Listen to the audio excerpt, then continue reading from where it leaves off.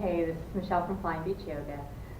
The next pose we're going to learn is heart melting posture, or happy puppy, also called Uddiyana Batasana. So for this we need the hammock, really kind of lower thighs, mid to lower thighs, and then from there we will step behind it and come down to our knees gently. So if you want a blanket or anything to put your knees on, or have blankets for the students, that's a great thing to have. And then we will do a wrist wrap. So to do the wrist wrap, place the wrist inside of the hammock, palms facing down. The palms are going to come underneath the hammock and back towards your face, and then rotate the palms away from you to grab onto the fabric.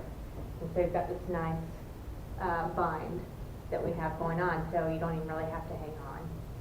Okay. From here, the hips stay above the knees, and all that happens is start to lean forward and release the chest to the ground, like so. So the belly's kind of dropping down, and I'll do it to the side a little bit too, so you can see what that looks like a little bit more. Okay, so the belly drops down. The head is looking kind of toward the end of the mat. And what that does is it creates a nice curve in the cervical spine, because if we're looking down too much or we're looking up too much, that's creating compression or extension on the cervical spine. That's these little vertebrae in your neck. So we want that to be nice and straight. Okay, so that's what it looks like from the side. And take a few breaths here. This is a heart opener. So we take deep breaths into the heart.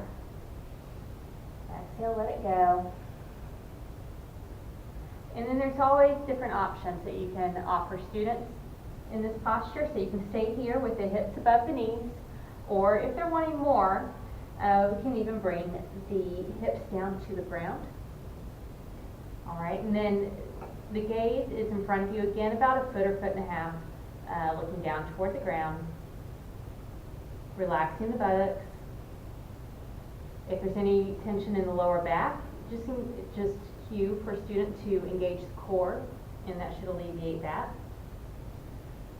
Otherwise, we're just hanging out here and breathing. We're opening up. We're opening up our posture. We're opening up, giving our organs more room to work. We are. It is compressing the spine. It's stretching the arms, the chest, and the shoulders. This helps to alleviate stress.